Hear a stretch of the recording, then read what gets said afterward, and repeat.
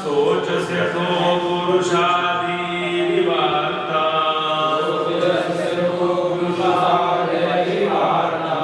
वाचं देवे ब्रह्मकुले कुकर्मण्या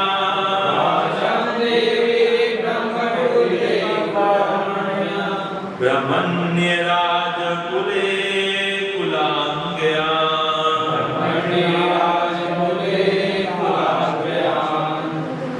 अरक्ष्यमाणः स्त्रियौर्विबाला शोचस्य तो पुरुषादैर्विवार्ता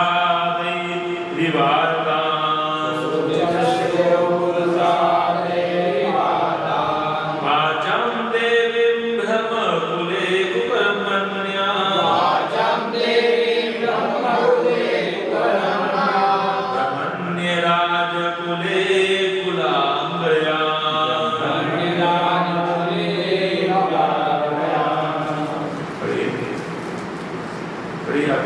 रक्ष्यमाणा स्त्रियौर्विबाला तो पुरुषादैर्विवार्ता शोचस्य तो पुरुषादैर्विवार्ता वाचं देवी ब्रह्मकुले कुकर्मण्या वाचं देवी ब्रह्मकुले कुकर्मण्या राजकुले कुलाग्र्यां ब्रह्मण्य राजकुले कुलाग्र्याम् रक्ष्यमाणा स्त्रियौर्विबाला अरक्ष्यमाणा स्त्रियौर्विबाला शोचस्य तो पुरुषादैर्विबाला शोचस्य तो पुरुषादैर्विबाला वाचं देवीं ब्रह्मकुले कुकर्मण्या वाचं देवी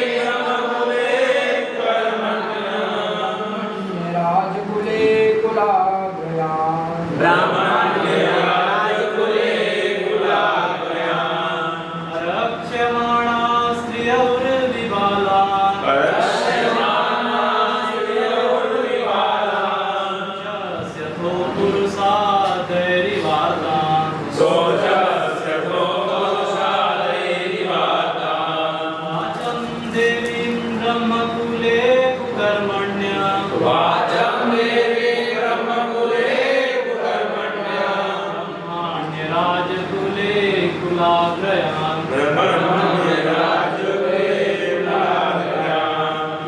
शब्दार्थ और भी पढ़ना चाहते हैं? शब्दार्थ हमारा तात्पर्य डिवाइन केस भक्ति वेदांत स्वामी श्री प्रभुपाद जी श्री प्रभुपाद जी की इनको वो कम कर सकते हैं।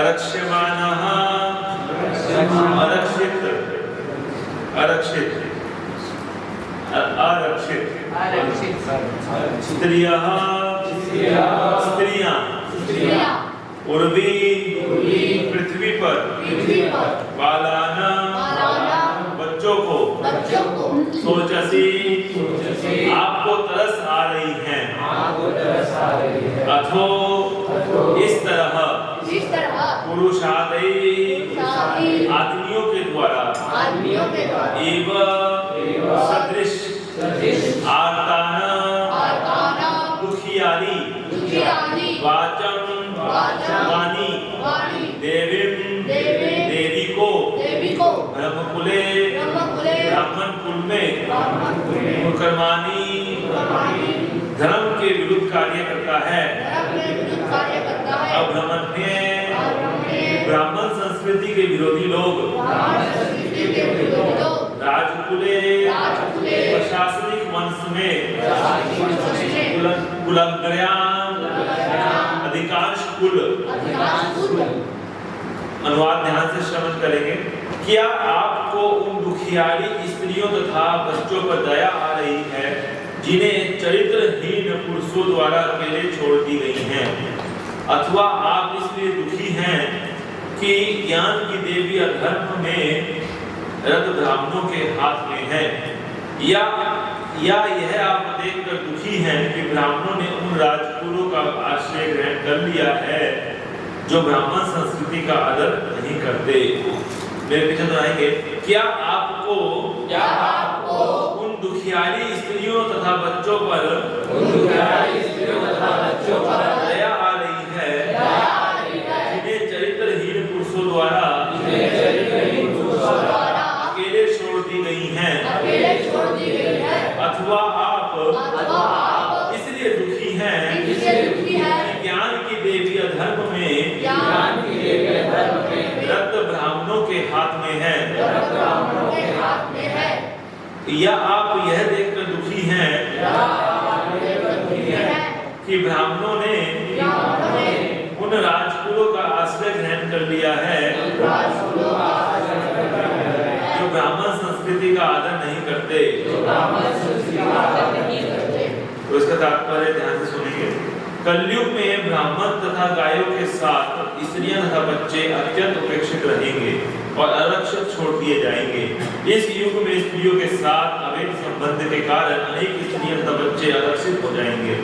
परिस्थितियों के चलते स्त्रियां पुरुषों के संरक्षण से स्वतंत्र होना चाहेंगी और विवाह पुरुष और स्त्री के मध्य औपचारिक समझौता मात्र बनकर रह जाएगा। अधिकतर बच्चों की ठीक से देखरेख नहीं हो सकेगी। ब्राह्मण परंपरागत बुद्धिमान व्यक्ति होते हैं, अतः वे आधुनिक शिक्षा के शीर्ष तक पहुंच सकेंगे, किंतु जहां तक चारित्रिक तथा धार्मिक नियमों का संबंध है वे अत्यंत गिरे हुए होंगे। शिक्षा तथा दुष्चरित्रता का कभी साथ नहीं होता, लेकिन ये दोनों साथ साथ चलेंगे। प्रशासन के शीर्षस्थ लोग वैदिक वांग्मय की नीतियों की बरकसना करेंगे और तथाकथित धर्म निरपेक्ष राज्य का संचालन करेंगे, और तथाकथित शिक्षित ब्राह्मण ऐसे चरित्रहीन लोगों द्वारा खरीद लिए जाएंगे। यहाँ तक कि दर्शन वेता तथा धर्म पर अनेक पुस्तकें लिखने वाला भी सरकार से उच्च पद स्वीकार करेगा, जिसमें शास्त्रों की आचार संहिता का तिरस्कार होता है। ब्राह्मणों को ऐसी नौकरी स्वीकार करने पर विशेष रूप से प्रतिबंध है, लेकिन इस युग में भी न केवल चाकरी स्वीकार करेंगे, अपितु यदि वह अति अधम प्रकार की नौकरी होगी फिर भी वे ऐसा करेंगे। ये कलयुग के कुछ लक्षण हैं जो मानव समाज के सामान्य कल्याण के लिए हानिकारक है। ओम ज्ञानतिमिरान्धस्य ज्ञानाञ्जनशलाकया चक्षुरुन्मीलितं येन तस्मै श्रीगुरवे नमः। श्रीचैतन्यमनोभीष्टं स्थापितं येन भूतले स्वयं रूपा कदा मह्यं ददाति स्वपदान्तिकं। वन्देऽहं श्रीगुरो श्रीयुतापदकमलं श्रीगुरून् वैष्णवांश्च श्रीरूपां साग्रजातं सहगणरघुनाथान्वितं तं सजीवं साद्वैतं सावधूतं परिजनसहितं कृष्णचैतन्यदेवं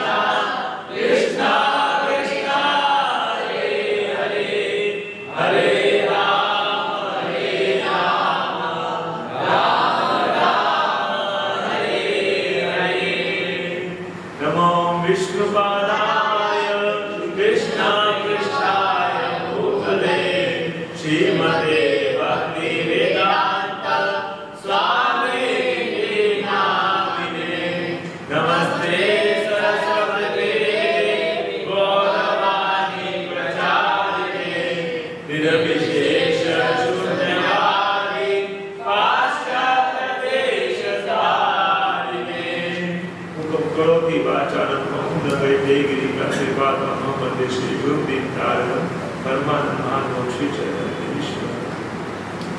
हरे कृष्णा।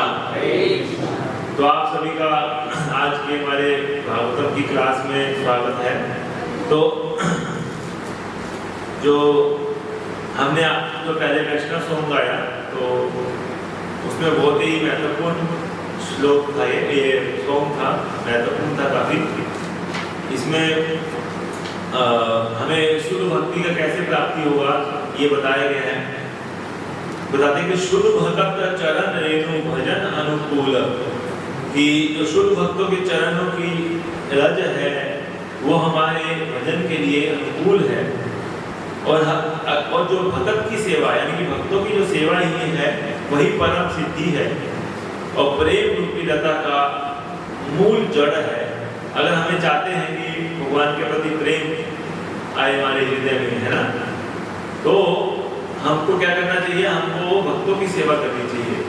भक्तों की सेवा करने से जो है हम लोग के अंदर भगवान के प्रति प्रेम विकसित होगा हृदय में।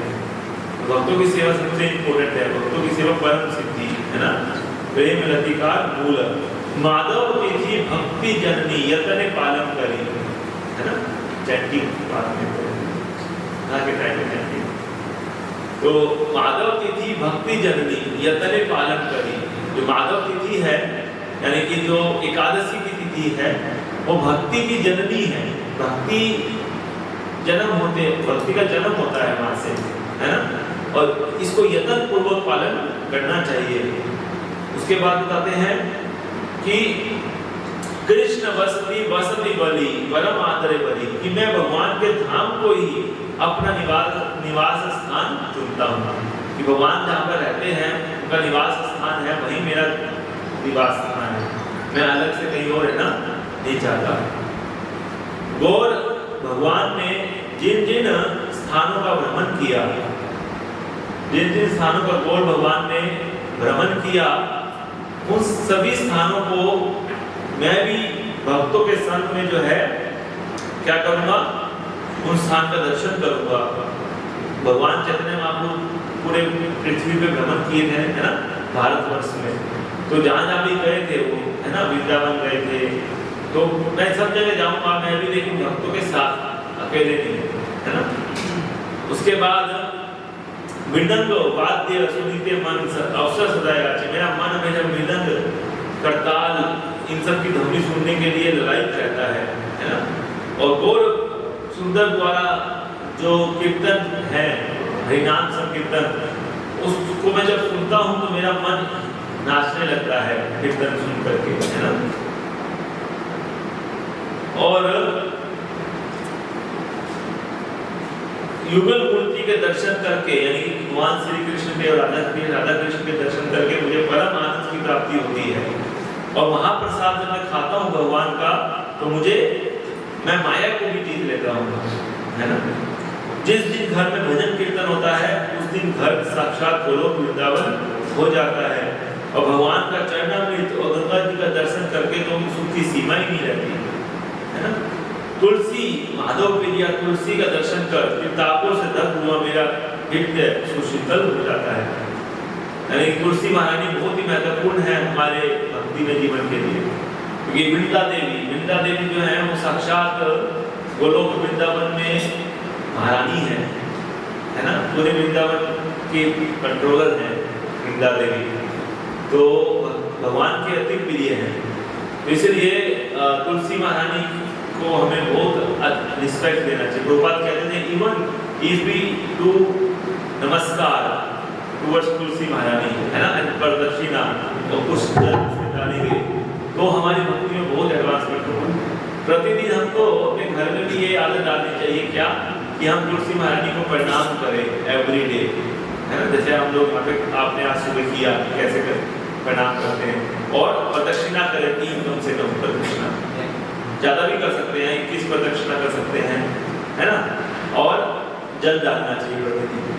तो ये हमें तुलसी महारानी का एवरीडे करना चाहिए। इससे हमारी भक्ति में बहुत एडवांसमेंट होता है ना। क्योंकि और भगवान को जो प्रिय लगने वाला जो भोजन है, जो भगवान को सबसे प्रिय लगता है, साथ है ना, सेवने जीवन सार्थक मानी। मैं उसको पाने के बाद अपने जीवन को सार्थक मानता हूँ। तो भक्ति में ठाकुर कहते हैं कि जो भी भजन के अनुकूल है, भक्ति के अनुकूल है, मैं उन्हीं वस्तु को बस स्वीकार करता हूँ जो अनुकूल वस्तुएं हैं। और प्रतिकूल जो है उसको हमें क्या करना चाहिए, रिजेक्ट करना चाहिए। प्रतिकूल क्या है, भक्ति की प्रतिकूल वस्तुएं क्या प्रतिकूल है?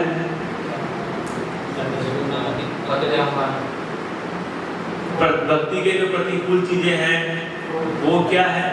जैसे हम जब भी अपने समय को व्यर्थ करवाते हैं, जिसमें कोई भगवान से संबंधित चीज नहीं है, जिसमें कृष्ण से संबंधित कुछ भी ना हो, और हम वो वार्ता करें, वो चर्चा करें, वो भी क्या है, प्रतिकूल है।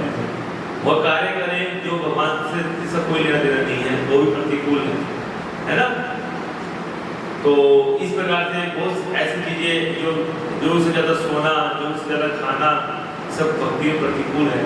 तो हमें अनुकूल चीजों को स्वीकार करना चाहिए। भक्तों का संग अनुकूल है ना। तो आज आप लोग जैसे सब लोग इकट्ठे हुए हैं, निर्जला एकादशी महोत्सव पे, है ना। तो बहुत सौभाग्य की बात है कि आप सभी भक्त एक साथ आज सभी ने उत्साह से जो है सुबह मंगल आरती में भाग लिया। सब लोग नृत्य कर रहे थे। आप लोग कैसा लगा मंगल आरती आज सुबह का? अच्छा लगा। कितने भक्त फर्स्ट टाइम अटेंड किए मंगल आरती? हरी बोल। तो फर्स्ट टाइम जो अटेंड किए वो अपना एक्सपीरियंस बताएंगे, थोड़ा सा बोल सकते हैं। कौन बोलना चाहेंगे फर्स्ट टाइम? हाँ, कैसा एक्सपीरियंस रहा? अच्छा था प्रभु। पहली बार मतलब सुबह उठ के पूरे भक्ति में माहौल में हम लोग ऐसा अटेंड किए हैं, तो भक्ति बढ़ी है इससे। हाँ, बहुत अच्छा लगा। बहुत अच्छा, थैंक यू सो मच। तो कहने का मतलब है कि मंगल आरती में हम लोगों ने कीर्तन किया, नृत्य किया, है ना। ये बहुत ही सौभाग्य की बात है जो हमारे लिए, है ना। इस समय पूरे जितने भी मंदिर इस्कॉन के सब जगह मंगल आरती में भरपूर डांस करते हैं। बहुत सौभाग्य की बात है ब्रह्ममुहूर्त में नृत्य करना।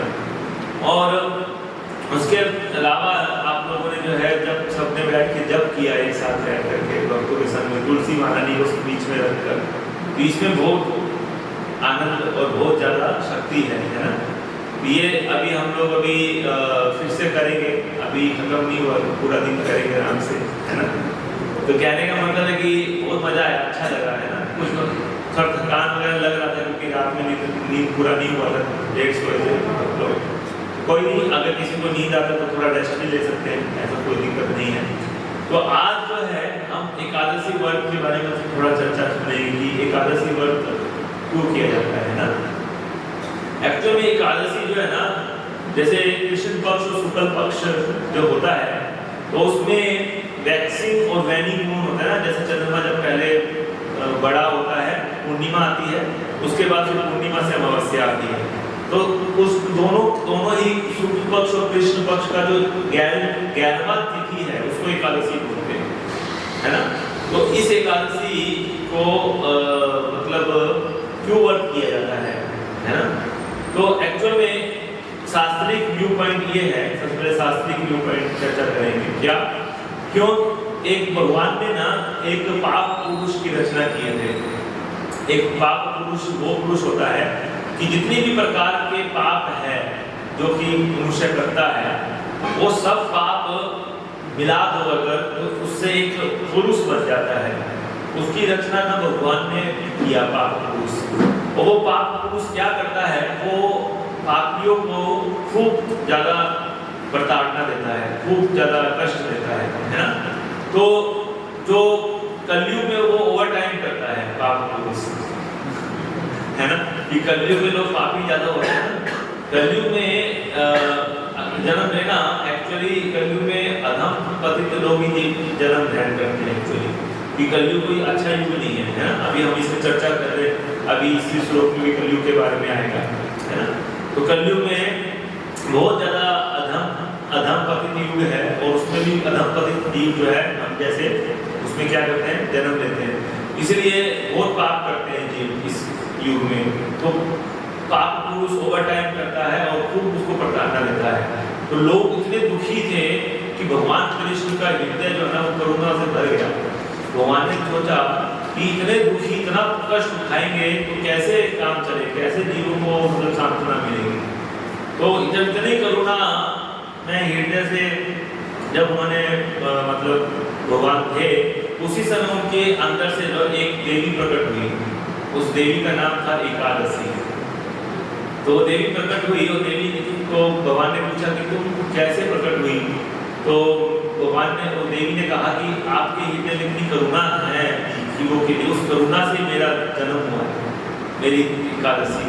तो मैं जो है एकादशी हूँ, और मैं जो है जितने भी लोग पापी हैं, जो पाप का फल भोगते हैं, उनके पापों को मैं क्षय करूँगी। तो जैसे ही एकादशी तिथि आई, है ना, तो लोग, जितने भी लोगों ने भगवान का नाम लिया, तुरंत की तुरंत जो उनके सारे पाप पुरुष पाप जो नष्ट होते गए और उनका कष्ट भी दूर हो गया।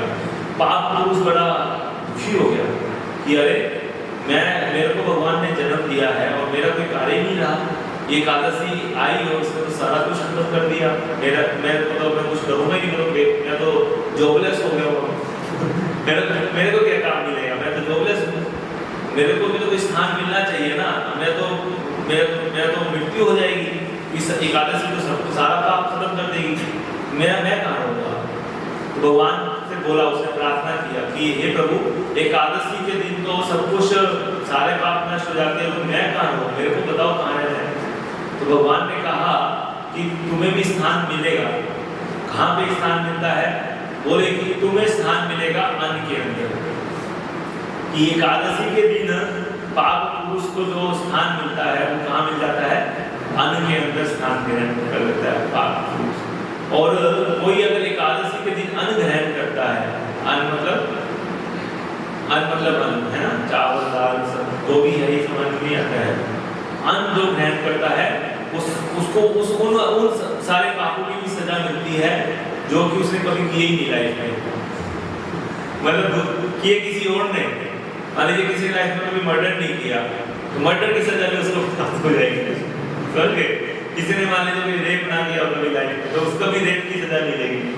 मतलब कि जितने भी प्रकार के पाप कर्म हैं वो सारे के सारे पाप उसके ऊपर चढ़ जाएंगे तो एकादशी के दिन अन्न ग्रहण करेगा, है ना। ये अन्न में स्पेशल पाप उसको शरण मिल जाती है एकादशी के दिन, इसलिए एकादशी के दिन जो है अन्न वर्जित रहता है ना, अन्न नहीं खाना चाहिए। और इसका एक दूसरा साइंटिफिक इसका रीजन भी है, क्योंकि हमारे शरीर में जो टॉक्सिक बनते हैं, टॉक्सिन्स, है ना, वो टॉक्सिन्स जो है 15 डेज में उसको क्लियर करना बहुत जरूरी रहता है। अगर हम चाहते हैं कि हर 15 डेज हमारे शरीर की टॉक्सिन्स क्लियर हो, तो जो हम अन्न खाते हैं, अन्न जो है पानी को एब्जॉर्ब करता है और टॉक्सिन्स हमारे शरीर से निकल नहीं पाते। लेकिन 15 दिन के अंदर एक दिन अगर हम केवल फ्रूट्स खाते हैं, है ना, तो उससे क्या होता है कि हमारे शरीर के जितने टॉक्सिन्स हैं वो आसानी से निकल जाते हैं। तो इसलिए साइंटिफिक रीजन भी है कि हमको हर 15 दिन में एक वर्क करना चाहिए केवल फ्रूट्स खा के, है ना, जिससे हमारे शरीर के सारे टॉक्सिन्स क्या हो जाए, क्लियर हो जाए। और नहीं तो फिर क्या है कि अन्न खाने से वो टॉक्सिन शरीर में रहते हैं और उससे बीमारियां लगती है। ये साइंटिफिक रीजन भी है इसका, है ना।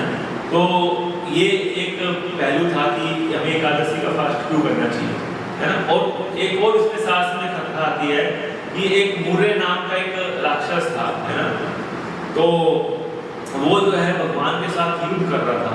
भगवान ने बहुत समय तक युद्ध किया उस राक्षस के साथ, लेकिन कोई जीत नहीं रहा था। भगवान तो चाहते कि 2 मिनट में मार सकते किसी को भी, लेकिन भगवान भी मारना नहीं चाहते थे और युद्ध करने जा रहे थे, थक गए भगवान। अब भगवान सोचे कि मैं रेस्ट करने जाऊंगा, मैं वो लड़ाई नहीं करूंगा, है ना। तो उसी समय जो है उनकी शरीर से एकादशी का प्रकट्य हुआ। एकादशी ने उस राक्षस को तुरंत मार दिया, बहुत उससे युद्ध करके उस राक्षस को मार दिया। तो भगवान ने कहा कि अरे तुमने कैसे मार दिया, मैं तो उसको मार ही नहीं पा रहा था, तुमने मार दिया। तो बोले भगवान मैं आपके जो हृदय में जो मतलब आपके शरीर से प्रकट हुई हूँ, है ना, और करुणा वही है, भगवान के हृदय में करुणा है, तो उस करुणा से उनका जन्म हुआ था। तो भगवान ने कहा कि तुम मुझे बहुत प्रिय हो और मैं तुमको आशीर्वाद देता हूँ कि जो भी तुम्हारा व्रत करेगा, है ना, तुम्हारे दिन में व्रत करेगा, उस दिन उसके सारे पाप जो है वो नष्ट हो जाएंगे, सारे कई जन्मों के करोड़ों जन्मों के जो पाप कर्म है तुरंत क्षय हो जाएंगे। तो एकादशी व्रत भगवान को बहुत प्रिय है, भगवान श्री कृष्ण। इसलिए हम कोई और व्रत ना करें, वैष्णव जो है तो एक ही व्रत करते हैं, वो एकादशी।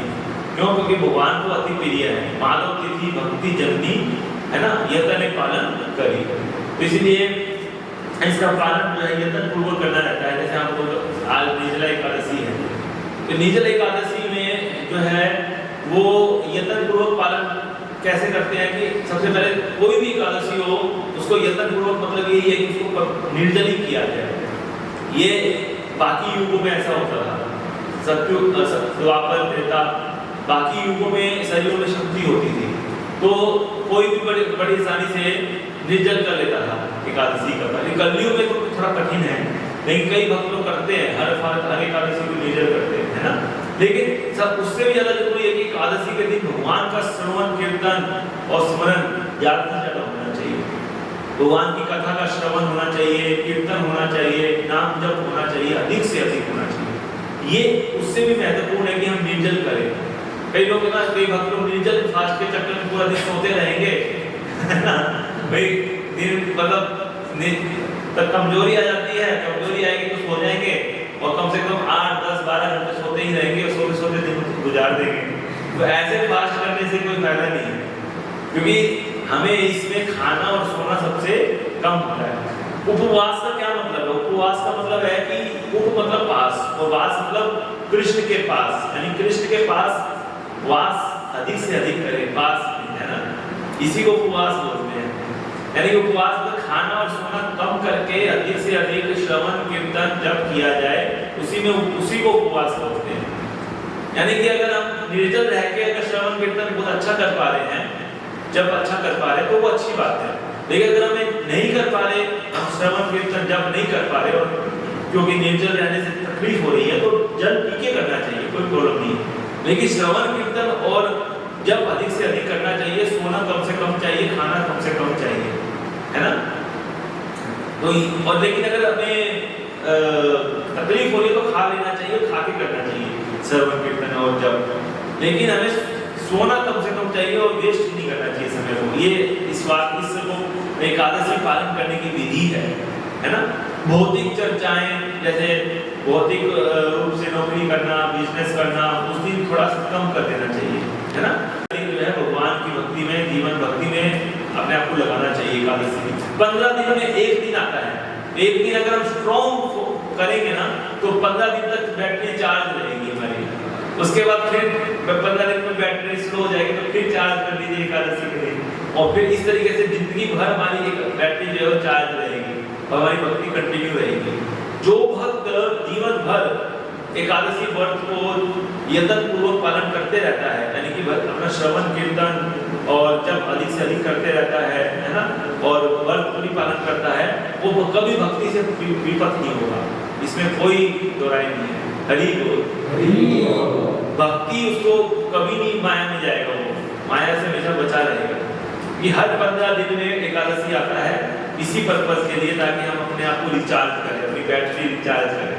इसलिए जो फुल टाइम भक्त होते हैं ना, ब्रह्मचारी डिवोटी होते हैं, वो जो है अपने मोबाइल को जो है स्विच ऑफ कर देते हैं और वो पूरा का पूरा जो है अधिक से अधिक जब 64 माला का जप करते हैं एकादशी के दिन, अपनी बैटरी को फिर से चार्ज करते हैं पूरा, और उसके बाद फिर से माया से यूज करना चालू है, प्रचार, है ना। इस तरीके से ये बहुत ही अच्छा दिन है जिसमें आप अपनी बैटरी को ना पूरा रिचार्ज कर सकते हो, भक्ति को जो है एकदम स्ट्रॉन्ग कर सकते हैं, है ना। तो ये दिन का भक्त लोग वेट करते हैं एकादशी का, एकादशी आने वाला है, प्रिपरेशन लगते हैं पहले से कि भाई हाँ एकादशी एक दिन पहले हम लोग जो है 7 बजे सो जाएंगे। कितने बजे सो जाएंगे? 7 बजे सो जाइए और 1 बजे जग जाइए रात में। सुबह 1 बजे जग जाइए और नहा धो के जो है जब चालू कीजिए और 1 बजे चालू करिए, दोपहर के 1 बजे तक आपका जो है 64 वाला कंप्लीट है ना। ये हमको ट्रेनिंग मिलता है, हम लोग ट्रेनिंग किए हैं, उसमें हमको ट्रेनिंग दिया जाता है कि एकादशी से 1 दिन पहले 7:30 बजे हम लोग को सो जाने का ट्रेनिंग मिलता है ना। और 1:30 बजे उठने का ट्रेनिंग है ना सुबह एकादशी वाले दिन। उसके बाद नहा धो करके जब शुरू और ऐसे जब करते हैं, मंगल आरती भी करते हैं, क्लास भी सुनते हैं मॉर्निंग प्रोग्राम के साथ में 1 बजे तक 64 वाला कंप्लीट। उसके बाद अपना श्रवण कीर्तन और अपनी सेवा वगैरह भी कर सकते हैं कुछ, है ना। तो कुछ बुक डिस्ट्रीब्यूशन कर सकते हैं, प्रचार कर सकते हैं और इस तरह से पूरा 3 भक्ति में जीवन के साथ बिताएं, इससे हमारी भक्ति बहुत पावरफुल, बहुत स्ट्रॉन्ग हो जाएगी। ये भक्त जो सीरियस है ना, इसी जीवन में भगवत धाम जाना चाहते हैं, उनको इस तरह से पालन करना चाहिए एकादशी को। जो एकदम स्ट्रिक्ट है कि हमें इसी जीवन में भगवत धाम जाना है और हमें जन्म दोबारा नहीं चाहिए, भौतिक संसार, उनको ये स्ट्रिक्टली फॉलो करना चाहिए। अब पांडव जो थे वो जब एकादशी सारे 5 पांडव में जो भीम को छोड़ के बाकी सारे पांडव और कुंती महारानी सभी लोग एकादशी को फॉलो करते थे, लेकिन भीमसेन जो है उनके तो उधर में जठराग्नि बहुत स्ट्रॉन्ग थी, बहुत ज़्यादा खाते थे वो, तो उनके लिए तो संभव ही नहीं था कि वो एकादशी के दिन कुछ खाए ना, कैसे फास्ट करेंगे। 15 दिन में तो फास्ट ही नहीं कर पा रहे, वो उनसे नहीं होता था। तो उन्होंने वेद व्यास जी से प्रार्थना किया, उनके दादाजी है वेद व्यास जी, उनसे बोला कि देखो मेरे से तो ये संभव नहीं कि मैं एकादशी को फॉलो करूँ जो हर 14 दिन में, तो मैं नहीं कर सकता। तो बोले नहीं, आपको करना ही पड़ेगा, अगर आप एकादशी फॉलो नहीं करेंगे तो फिर आपको जो है नरक में स्नान जाना पड़ेगा। कभी एकादशी पालन नहीं करते तो नरक जाना पड़ता है ना, अन्न खाते हैं इसलिए। तो बोलते कि नहीं मेरे को तो आप बताइए कि मैं 1 दिन बस मैं फास्ट कर सकता हूँ, किसी भी तरह से अपने आप को मैं कंट्रोल कर दूँगा, 1 दिन बस, साल में 1 दिन बस, इससे ज़्यादा मेरे से नहीं हो पाएगा। तो वेद व्यास ने बोला कि अच्छा तुम 1 ही दिन अगर करना चाहते हो ना, तो ज्येष्ठ मास की शुक्ल पक्ष चल रहा है, कृष्ण पक्ष चल रहा है, क्या चल रहा है? कृष्ण पक्ष चल रहा है, शुक्ल पक्ष चल रहा है, जो भी है। तो ज्येष्ठ मास में एकादशी आती है, वो आपको पांडव निजल एकादशी आपको करना है। उस एकादशी को तुम अगर करोगे तो 24 एकादशी करने का फल तुमको प्राप्त हो जाएगा। हरि बोल। तो ये जो एकादशी है वो इतनी महत्वपूर्ण है कि इसके लिए जो स्पेशल बताएगा कि 24 एकादशी, इसका अर्थ क्या है कि 24 एकादशी में बाकी एकादशी में अन्न खा सकते हैं? नहीं, ये इसका अर्थ नहीं है कि बाकी एकादशी में अन्न खा के रहो और इसमें बस एकादशी करो पूरा निर्जल है, कि ऐसा नहीं है। ये बाय चांस अगर हमें बाकी एकादशी में भी अन्न नहीं खाना है और बाकी एकादशी में भी हमको फ्रूट्स वगैरह खा सकते हैं, कई बार बाय चांस मुझे टूट जाता है एकादशी व्रत, है ना, तो उसमें ये एकादशी में अगर हम अच्छे से करते हैं तो उसका टूटा हुआ व्रत जो है वो क्या हो जाता है, पूरा हो जाता है। और हमने भक्ति में जीवन में आने से पहले तो कितना बार जो है एकादशी व्रत का पालन नहीं किया है ना, बचपन से लेके अभी तक, है ना, सब अन्न खाते थे हम, तो वो सब का भी पाप कर्म का रिएक्शन जो है वो खत्म होता है। अगर हम रेगुलर आपसे नियम बनाए कि हाँ हम एकादशी पर नहीं खाएंगे तब, तो इसलिए ये तो हमको नियम बनाना ही चाहिए। चैतन्य महाप्रभु जो स्वयं कृष्ण भगवान हैं, जब वो धराधाम पे आए तो उन्होंने अपनी माता से रिक्वेस्ट किया, क्या बोले कि हे माता, मैं आपसे एक ही वरदान चाहता हूँ, आप मुझे क्या वरदान दे सकती हैं? माता बोले क्या चाहते हैं बता बेटा, तू क्या चाहता है? पहले मेरे को वचन दो कि आप, मैं जो बोलूँगा आप मेरी बात मानोगे। वचन ले लिया पहले, बोले हाँ बेटा मैं वचन देती हूँ तेरे को कि तू जो बोलेगा वो ऐसे ही मानूंगी तेरी बात। तो फिर बोले कि माता जी बोले चैतन्य महाप्रभु की हे सच्ची माता से कि हे माता, मैं आपसे एक ही वचन मांगता हूँ कि आप मुझे वचन दो कि आप एकादशी में कभी अन्न नहीं खाओ।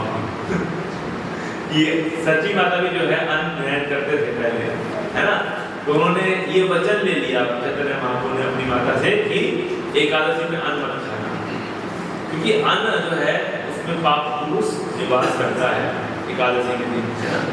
तो ये चीज हमने एकादशी व्रत के बारे में सुना कि इसकी इम्पोर्टेंस कितनी ज़्यादा है, ठीक है।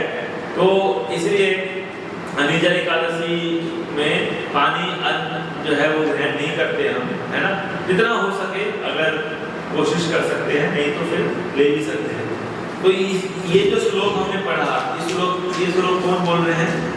धर्मवाच, धर्म बोल रहा है ना। परीक्षित महाराज जो है, धर्म जो है ये बात बोल रहे हैं। धर्म ने पूछा, हे मौर्य, किसको बोल रहे धर्म? धर्म जो है गाय के रूप में साक्षात पृथ्वी, ध्यान से सुनिए, साक्षात धर्म बैल के रूप में विचरण कर रहा था। साक्षात धर्म जो है वो किसके रूप में था? बैल के रूप में विचरण कर रहा था। उसे गाय के रूप में साक्षात पृथ्वी मिली। पृथ्वी किसके रूप में थी? गाय के रूप में थी, जो ऐसी माता के समान शोकग्रस्त दिखाई पड़ी, जो अपना पुत्र खो चुकी हो, है ना। इस प्रकार से पृथ्वी जो है वो शोकग्रस्त थी, उसकी आंखों में आंसू थे और उसके शरीर का सौंदर्य उड़ गया था। धर्म ने पृथ्वी से इस प्रकार प्रश्न किया। अब धर्म जो है वो बैल के रूप में प्रश्न कर रहे हैं पृथ्वी से। धर्म ने पूछा, हे मौर्य, आप स्वयं स्वस्थ तथा प्रसन्न तो हैं, आप शोक की छाया से आवृत क्यों हैं? आपके मुंह से ऐसा लगता है कि आप मलान पड़ गई है। क्या आपको कोई भीतरी रोग हो गया है, या आप किसी दूर स्थित संबंधी के विषय में सोच रही हैं? मेरे 3 पांव नहीं रहे और अब मैं केवल 1 पांव पे खड़ा हूँ। धर्म केवल 1 पांव पे खड़े थे, नहीं, धर्म के 4 स्तंभ है। कौन कौन से स्तंभ है? सत्य, तपस्या, सोच, क्लीननेस और दया। तो जिसमें कलयुग में स्वच्छता, दया और तपस्या 3 पैर कट चुके हैं, है ना। केवल सत्य के ऊपर खड़ा है धर्म, है ना। कलयुग में जब मांस भक्षण होता है, जो इतनी बड़ी मात्रा में जानवरों को काटा जाता है, उससे दया नष्ट हो गई। और इतना ज़्यादा जो शराब, सिगरेट, इतना ज़्यादा जो इंटॉक्सिकेशन लिया जाता है, उसके कारण क्या हो गया? तपस्या क्षीण हो गई। और कलयुग में जो और क्या है तीसरा? पवित्रता, अवैध संबंध जो बनाया जाता है ना, लिविंग रिलेशनशिप, इससे क्या नष्ट हो गया? पवित्रता नष्ट हो गई। केवल सत्य के ऊपर आधारित, अभी सत्य भी धीरे धीरे क्षीण होते जा रहा है ना। उसको भी अभी जुआ खेल करके या इस प्रकार से करके तो सत्य भी खत्म कर किया जा रहा है। तो कहने का धर्म के 3 स्तंभ कलयुग में नष्ट हो जाते हैं, केवल एक ही पैर बचता है ना। क्या आप मेरी इस दशा पर शोक कर रही है? पृथ्वी से पूछ रहे हैं कि मेरी ऐसी दशा है, 3 पैर कट चुके, 1 पैर पे खड़ा हूँ, क्या इस दशा में शोक कर रहे हैं? या इस बात पर कि अब आगे अवैध मांस भक्षण आपका शोषण करेंगे, या आगे जो कलयुग आ गया, अब अवैध रूप से जो मांस भक्षक है आपका शोषण करेंगे? या आप इसलिए दुखी है कि अब देवताओं को यज्ञ की बलि में से अपना हिस्सा नहीं मिल रहा, क्योंकि इस समय कोई यज्ञ संपन्न नहीं हो रहे? या आप दुर्भिक्ष और सूखे रहने के कारण दुखी जीवों के लिए दुखित हो रही है?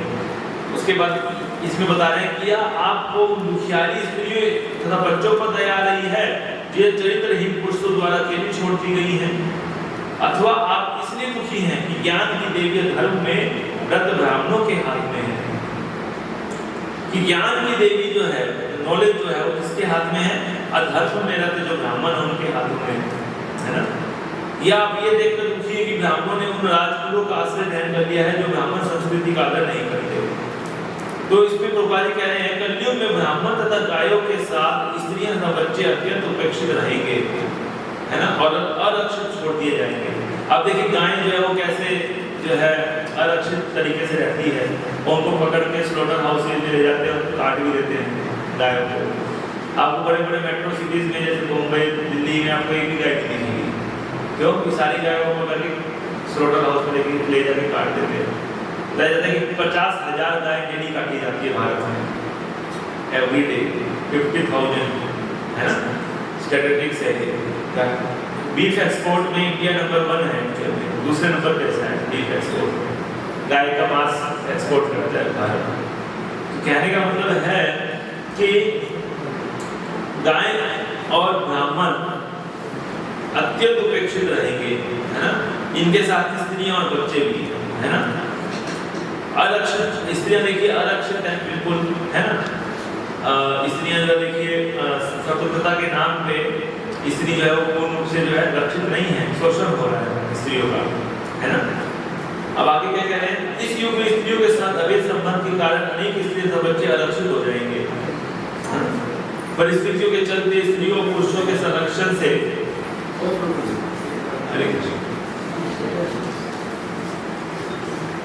परिस्थितियों के चलते स्त्रियां पुरुषों के संरक्षण से स्वतंत्र होना चाहेंगी और विवाह पुरुष और स्त्री के मध्य औपचारिक समझौता मात्र बनकर रह जाएगा। तो विवाह जो है वो क्या है, एक प्रकार का समझौता ही हो गया हकीकत में देखा जाए। अब बता दें कि जानबूझ के जो है स्त्री और पुरुष आपस में विवाह नहीं करते। क्यों? क्योंकि पता है कि विवाह के बाद में उठना ही है विवाह को, है। इससे अच्छा है कि कोई साथ में रहो, दिन दिन चलती है, चलेंगे चलाएंगे, तो तुम अपने रास्ते में अपने रास्ते, समझाया। तो कहने का मतलब कितना ज़्यादा कलयुग के प्रभाव से मतलब दूषण हो गया देखिए वातावरण, है ना। कुत्ते बिल्ली जैसा वातावरण हो गया, कुत्ता कुत्ती जैसे रहते हैं साथ में 2 मिनट में थोड़े टाइम के लिए वो सेक्सुअल इंटरकोर्स, उसके बाद अलग। वैसे ही मनुष्य भी वैसे एडवांसमेंट हो गया मनुष्य का, है ना। मनुष्य से कुत्तों के स्तर पे एडवांसमेंट हुआ है ना। तो ये सब चीज जो है वेस्टर्न से आया है। वेस्ट में पहले होता था, अब भारत में ये सब नहीं था कि भारत में वेस्ट से लोग कॉपी कर लिए, अमेरिका से सब कॉपी किया है ना, लिविंग रिलेशनशिप ये सब चीज। तो एक्चुअली प्रभुपाद जी स्त्री स्वतंत्रता के ऊपर बोलते हैं कि स्त्री कभी भी स्वतंत्र नहीं हो सकती, है ना। कि स्त्री और पुरुष कभी समान हो ही नहीं सकते। स्त्री को गर्भवती होना पड़ता है और पुरुष गर्भवती नहीं होता वो, है ना। स्त्री को गर्भवती होना पड़ता है, तो दोनों कैसे समान हो सकते हैं, प्रभुपाद जी कहते हैं, है ना। तो स्त्री को पुरुष पे आश्रित रहना पड़ता है। शास्त्र बोलता है कि स्त्रियों जो है उनको अपने विवाह से पहले अपने पिता पे आश्रित रहना पड़ता है, विवाह के बाद अपने पति पे आश्रित रहना पड़ता है, और जब पति वानप्रस्थ चला जाए तो उसे अपने पुत्र के ऊपर उस पर रहना पड़ता, आश्रित रहना पड़ता है। लेकिन स्त्री को कभी भी स्वतंत्र नहीं रहना चाहिए, है ना। उसी तरह से बच्चों को कभी भी हम स्वतंत्र नहीं छोड़ सकते, है ना। और अगर स्वतंत्र छोड़ेंगे तो उनको कोई एब्यूज कर सकता है ना। उसी तरह स्त्रियों को भी एब्यूज किया जा सकता है अगर उनका स्वतंत्र छोड़ा जाए। तो श्रील प्रभुपाद जी ने बोला कि वो तो एक न्यूज़ रिपोर्टर थी, माता जी थी, वो प्रभुपाद से बहस करती थी कि क्यों स्वतंत्रता नहीं मिल सकती स्त्रियों को। प्रभुपाद जी ने कहा कि इतने सारे जो है जो पुरुष अगर स्त्री को की जिम्मेदारी कब लेगा अपने ऊपर, पुरुष को स्त्री की जिम्मेदारी को लेना पड़ता है अपने ऊपर, परिवार चलाना पड़ता है। इसलिए अगर स्त्री पुरुष के अधीन नहीं रहेगी तो पुरुष जिम्मेदारी लेने के लिए उसके अंदर जो है वो मोटिवेशन नहीं आएगा कि वो स्त्री की जिम्मेदारी ले, बच्चों की जिम्मेदारी ले, तो उसको अधीन रहना पड़ता है ना स्त्री को। और अगर वो मान लीजिए नहीं रहती है और पुरुष छोड़ के चला जाए तो बच्चा जो है वो स्त्री अकेले पाल सकती है क्या? नहीं कर सकती, नहीं पाल सकती। उसको सरकार से क्या करना पड़ेगा? हेल्प लेना पड़ेगा। तो कहने का मतलब कि वो सारे के सारे बच्चे जो हैं वो स्त्रियां जो है वो किस पे भारी हो जाती हैं? सरकार के ऊपर भारी हो बन आ जाता है। इतने सारी स्त्रियों को टेक केयर करना पड़ता है, इतने सारे अनाथ बच्चों को टेक केयर करना पड़ता है ना। तो सारा का सारा लोड आ जाता है सरकार के ऊपर। तो प्रभुपाद जी ने बोला कि अगर आप स्वतंत्र होना चाहते हैं तो आप स्वतंत्र रूप से अपने बच्चों का पालन पोषण नहीं कर सकते, संभव नहीं। आपको पुरुष के साथ चाहिए और पुरुष के साथ तभी आपको मिलेगा जब आप उनके अधीन होंगे। तो आज का प्रॉब्लम क्या है? आज के समाज में स्त्रियां जो है वो सब पुरुष के साथ कंधे से कंधे मिला के रहना चाहती हैं और चाहती हैं कि कभी अधीन ना रहें हम, है ना। अगर कुकिंग करें तो पुरुष को भी कुकिंग करना चाहिए, हम अगर पोछा लगाएं तो पुरुष को भी लगाना चाहिए, है ना। हम उनको रिस्पेक्ट नहीं देंगे, हम उनको जो है उनका नाम लेंगे।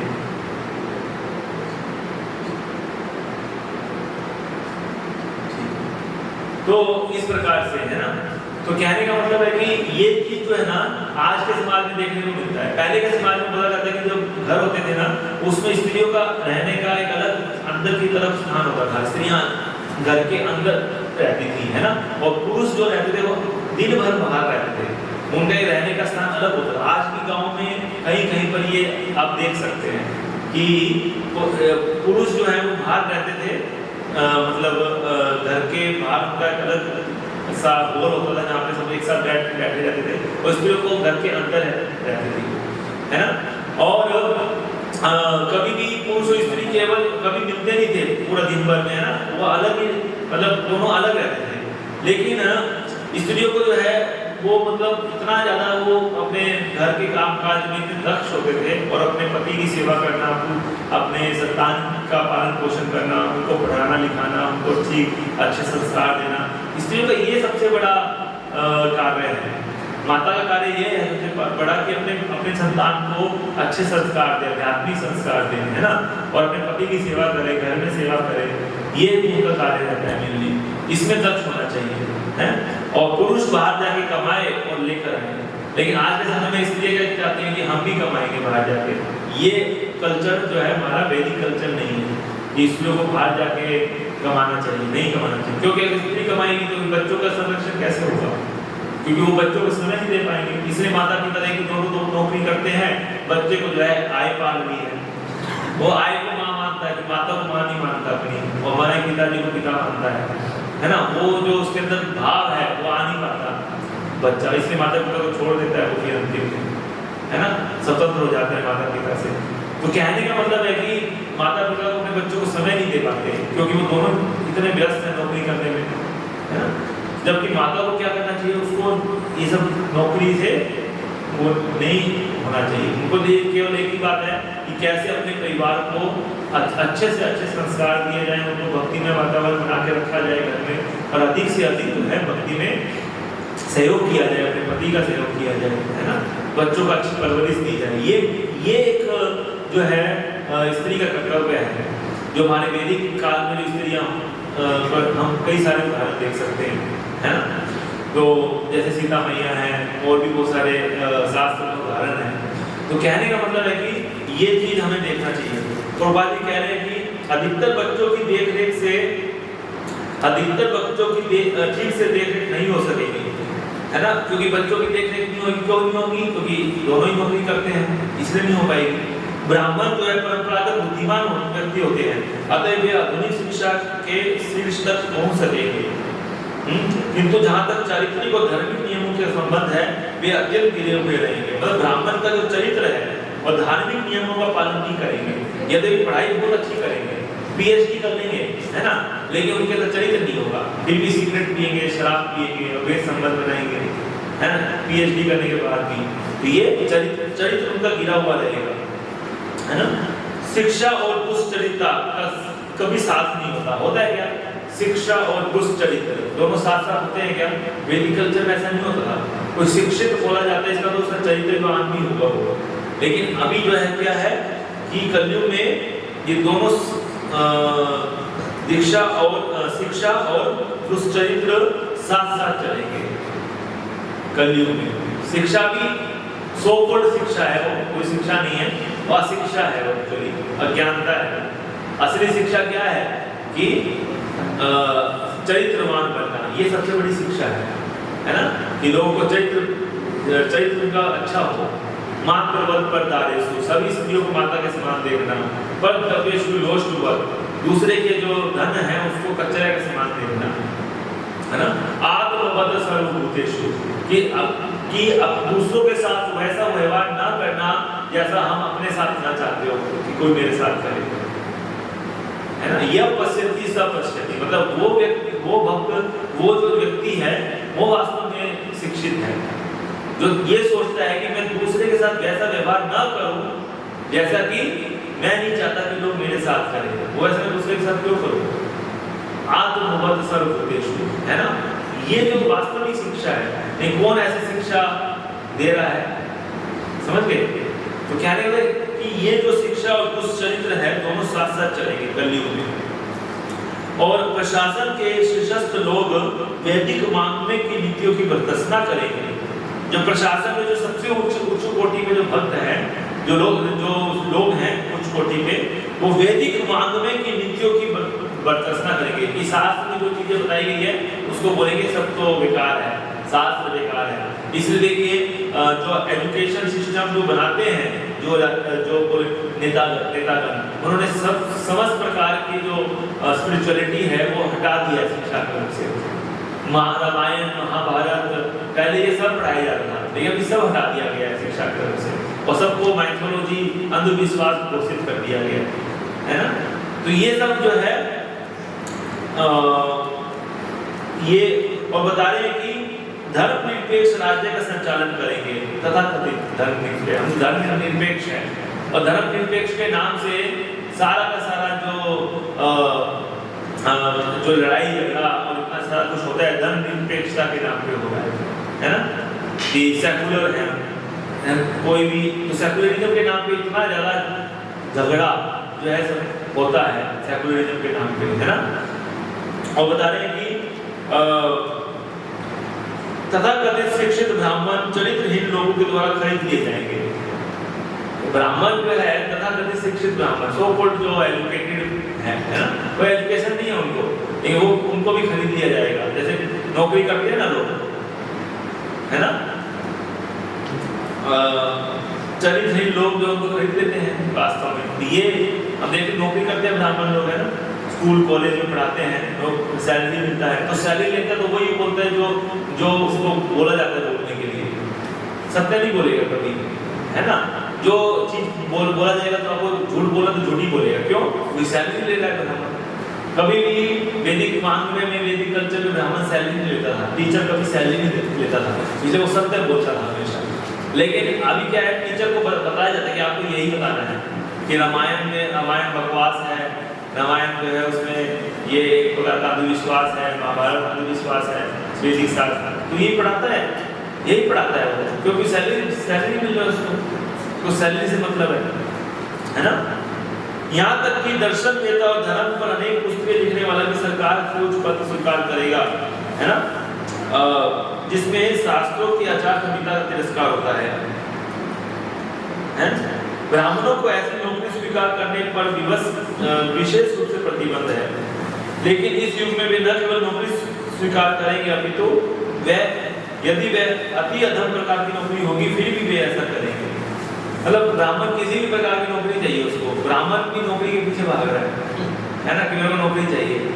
ब्राह्मण परिवार में जन्म हुआ है, हालांकि ब्राह्मण परिवार में जन्म होकर कोई ब्राह्मण नहीं बनता है, गुणों से ब्राह्मण होता है, लेकिन फिर भी वो क्या चाहता है कि मेरे को कोई नौकरी दे दे, है ना। कि कलयुग में सभी शूद्र है, कलयुग शूद्र सब हो, यहाँ कोई ब्राह्मण नहीं है, कोई क्षत्रिय नहीं है, कोई वैश्य नहीं, कोई सब शूद्र है। सब चाहते हैं कि मेरे को नौकरी करता, कोई किसान करना नहीं चाहता, सब चाहते हैं कि मैं जाके विदेश में नौकरी करूँ, तो शूद्र है सब कलयुग में, कि नौकरी शूद्र करता है एक्चुअल में, है ना। तो कहने का मतलब है कि हमें क्या बनना, प्रभुपाद जी ने इसलिए इस्कॉन की स्थापना की है। इसमें इस्कॉन में प्रभुपाद जी ने अच्छे ब्राह्मण को जन्म दिया है। इस्कॉन जो है ब्राह्मण बना रहा है सोसाइटी में, एक्चुअल ब्राह्मण है जो कि अपने जीवन को समर्पित करते हैं केवल धर्म के प्रचार कार्य के लिए, सैलरी भी नहीं लेते। ये वास्तव में ब्राह्मण है, जो वैदिक कल्चर में ब्राह्मण हुआ करते थे, जो कि केवल ज्ञान देते थे, और कभी भी दक्षिणा में जो शिष्य देते अपनी इच्छा से वो स्वीकार करते थे। यानी कि आपको जो है 10,000 रुपये आपको महीने का देना पड़ेगा, फीस देना पड़ेगा स्कूल का। पहली कक्षा के बच्चे का फीस कितना होता है स्कूल में, है? आप देखिए किसी बड़े बड़े स्कूलों में पहली कक्षा का बच्चा है, उसकी एक महीने की फीस 10,000 रुपये होती है।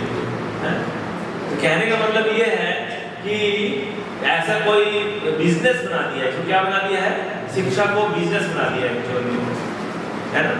तो कहने का मतलब है कि वैदिक कल्चर में कभी भी शिक्षा को जो है कभी भी शिक्षा इस प्रकार से नहीं दी जाती थी। शिक्षा कैसे दी जाती थी, केवल धार्मिक अध्यात्म की शिक्षा दी जाती थी, वो भी फ्री में। और शिक्षा के बाद स्टूडेंट जो देना चाहे गुरु दक्षिणा में गुरु को स्वीकार होता था, उनको पैसा नहीं मांगता था गुरु, है ना। तो कहने का मतलब ये है कि ये वास्तव में शिक्षा थी। और खाना तो जो है सबके के लिए इजीली अवेलेबल था, खाने के लिए तो कोई रोक टोक थी नहीं। अब मान लीजिए कोई किसी को चावल उगाना है ना, तो शिक्षा जो थी वो बेसिकली अध्यात्म के रिलेटेड होती थी, केवल शास्त्रों पे था। अब चावल उगाने का तरीका तो सबको पता है कैसे उगाना है, चावल गेहूं कैसे उगाना है, तो खाने के लिए तो हमें चावल और गेहूं चाहिए, वो तो इसलिए अवेलेबल हो जाएंगे। उसका शिक्षा से कोई संबंध है क्या? कोई संबंध नहीं है। लेकिन हमारा आज कलयुग में क्या हो गया है कि पढ़ाई लिखाई को, शिक्षा को किससे संबंधित कर दिया है? खाने से संबंधित कर दिया है। अगर हम नहीं पढ़ेंगे लिखेंगे तो खाएंगे क्या? सुन रहे? पढ़ेंगे लिखेंगे नहीं तो खाएंगे क्या? सो कॉल्ड जो एजुकेशन है ना, जो कि वास्तव में एजुकेशन नहीं है, उसको लोग ग्रहण करते हैं, है ना, बोलते कि अगर नहीं खाएंगे तो फिर खाएंगे क्या? अगर पढ़ेंगे नहीं तो खाएंगे क्या? है ना? तो कहने का मतलब लिंक कर दिया गया है खाने से। खाना तो हमको इजीली अवेलेबल है, खाने के लिए तो कभी भारत में किसी को कभी कमी नहीं थी।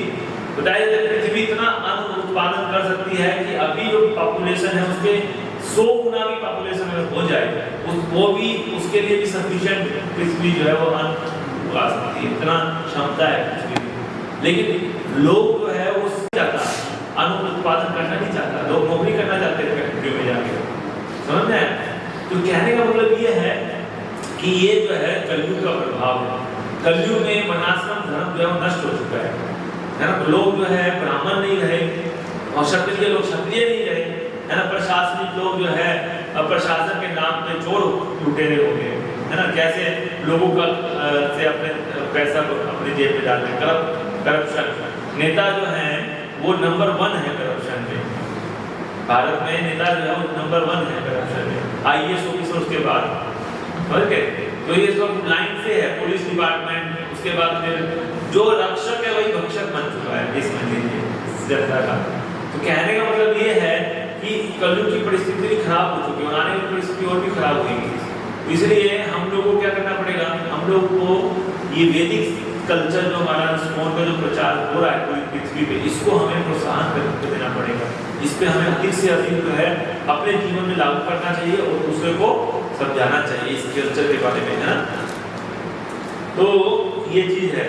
तो ये कलयुग में जो है ना विशेष रूप से जो है मतलब बताया गया कि हमें अगर इसको ठीक करना है कलयुग के प्रभाव को, तो हमें मतलब इसके लिए वैदिक शास्त्र स्मॉल में जो शिक्षाएं दी जाती हैं उसको दृढ़ता से फॉलो करना चाहिए अपने जीवन में और इसी का प्रचार भी करना चाहिए हमको अधिक से अधिक मात्रा में, है ना। तो तभी हम इससे बच सकते हैं। वास्तव में इस परिस्थिति इतनी खराब है, जैसे अभी आप लोग गृहस्थ अगर बनेंगे तो हमें उत्साहित भी रहना चाहिए अपने बच्चों को कि हम जो है उनको आजकल के जो सो कॉल्ड स्कूल कॉलेजेस हैं इनमें पढ़ाएं, क्योंकि प्रभुपाद कहते हैं कि these schools and colleges these are slaughter houses actually, कत्ल खाने हैं। क्यों कत्ल खाने हैं स्कूल और कॉलेज? क्योंकि ये कि अपने जो बच्चे होते हैं उनकी आध्यात्मिक रूप से हत्या कर देते हैं। आध्यात्मिक रूप से हत्या मतलब उनकी भगवान में रुचि को समाप्त कर देते हैं, अध्यात्म में रुचि को समाप्त कर देते हैं। इसलिए ये कत्ल खाने हैं। और हम अपने बच्चों को, है ना, लाख लाख रुपए फीस दे करके कत्ल खाने में भेज देते हैं कि जाओ कत्ल कर पा के आओ आध्यात्मिक रूप से, समझ में आया? ये है एक्चुअली कोई शिक्षा नहीं है, है ना, किसी प्रकार की मोरल एजुकेशन को भी हटा दिया गया है, कोई मोरल एजुकेशन नहीं। कैसे है? बल्कि देखिए जो छोटे छोटे बच्चे रहते हैं पहली दूसरी कक्षा के, उनको बच्चे और बच्चियों को सटा के बिठा के एक साथ पॉइंट एजुकेशन कराते हैं, है ना, और उसमें पहले से ही वो पिछले संस्कार जो है वो खराब है। कलयुग में जन्म हुआ है गलत संस्कारों के साथ, तो शुरू में ही जो है मतलब वो जो सेक्सुअल डिजायर जो है बच्चों में डेवलप हो जाती है स्टार्टिंग में, है ना। और आप देखिए भारतीय देशों में जो स्कूल्स हैं उसमें ये बताया गया है कि इवन 10-10 साल के बच्चे बताए जो है वो प्रेग्नेंट हो जाती है ना। प्रेगनेंसी के जो केसेस मिलते हैं 10-10 साल के 5वीं क्लास के बच्चों के अंदर, जो 4th-5th क्लास के बच्चे हैं उनके अंदर प्रेगनेंसी के केसेस आ रहे हैं। कहाँ पर? अमेरिका, लंदन, इन जैसे शहरों में, स्कूलों में। तो कहने का मतलब है कि ये आने वाले फ्यूचर में भारत में भी आएगा कल्चर। अभी इतना आगे तो इतना तो नहीं आया, लेकिन अभी आएगा फ्यूचर में, आप देखिएगा। तो कहने का मतलब ये है, ये स्लोटर हाउस है। क्यों कत्ल खाने हैं? जो कोई शिक्षा नहीं है, अध्यात्म की कोई शिक्षा नहीं है। कोई कल्चर नहीं बताते कि कैसे हमें वैदिक कल्चर में कैसे रहना चाहिए, है ना। असली चीज नहीं बताएंगे, अविद्या बताएंगे, है ना। जो अविद्या उसके बारे में बताएंगे। तो कहने का मतलब है कि हमको अपने बच्चों को भी कहाँ पढ़ाना चाहिए, हमको गुरुकुल में पढ़ाना चाहिए। इसको इतने सारे गुरुकुल बोल रहे हैं, इतने सारे गुरुकुल सिस्टम है, उसमें एकदम बचपन से ही एकदम परफेक्ट एजुकेशन दिया जाता है बच्चों को, है ना। और उनको जितना शास्त्र के ऊपर आधारित करके ज्ञान दिया जाता है, मतलब जितना भी, तो ये सब चीज़ जो है हमको उसमें उत्साहित है, हमको उसमें पढ़ाना चाहिए बच्चों को, है ना। और स्टूडियो को तो अपने घर में शिक्षित करना चाहिए, है ना, घर में पढ़ाना चाहिए उसको। इवन कहने का मतलब है कि पूरा कल्चर जो है इसको के द्वारा एक वर्णाश्रम धर्म का सिस्टम जो है बनाया गया है, इसको हम इसको पालन कर सकते हैं और उसको पालन करके हम अपने जीवन को भी सफल कर सकते हैं। मतलब कि गृहस्थ भी अगर हम जाएं तो गृहस्थ के लिए भी ये अनुमति है कि वो जो है केवल उसी समय के लिए गृहस्थ जाएं जितने समय में उसके बच्चे बड़े होते हैं। जैसे बच्चा बड़ा हो गया, उसका विवाह करने के बाद व्यक्ति को जो है वानप्रस्थ ले लेना चाहिए और भगवान की सेवा में अपने आप को पूर्ण रूप से लगा देना चाहिए। पति पत्नी दोनों लगते हैं भगवान की सेवा। उसके बाद वानप्रस्थ के बाद पति संन्यास ले सकता है ना। तो इस तरह से जो है ना ये वर्णाश्रम धर्म के पालन करने से अपने जीवन को सार्थक कर सकते हैं। लेकिन कोई नहीं करता पालन, है जिंदगी अंत समय बूढ़ा जो है वो घर में पड़े रहता है, जब तक उसको लात मार के ना निकाल दे वृद्धाश्रम में, तब तक जो है घर में पड़ा रहेगा अगर, तो फिर जो है कोई फायदा नहीं है, वो सब बेकार है ना। फिर अंततः तो लात तो पड़ेगी पड़ेगी, या तो आप खुद छोड़ दीजिए घर, नहीं तो आपको लात मारा जाएगा, अगर बेटा लात मारेगा तो आपको ज़्यादा कष्ट होगा, है ना। तो कहने का मतलब ये है कि आजकल के घरों में ऐसे ही हो रहा है। देखिए वृद्धाश्रम में भीड़ जमा होती जा रही है बूढ़ों की, कोई देखने वाला है नहीं। तो ये सब चीज़ है। तो यहाँ पे हम विराम करते हैं, है ना, अभी इस कथा को। तो हमारे बीच में प्रभु जी आए हुए हैं, अभी प्रभु जी आए हैं। हरे कृष्णा। तो ऋषिकेश पदम प्रिय प्रभु जी की जय। तो हम प्रभु जी का स्वागत करेंगे एक बार हरे कृष्ण महामंत्र बोल के। हरे कृष्णा कृष्णा कृष्णा हरे हरे, हरे राम राम राम हरे हरे। इसके स्वरूप की प्रभु जी की जय। ग्रंथराज श्रीमद् भागवतम की जय। जगत गुरु श्री प्रभुपाद की जय। हरे कृष्ण।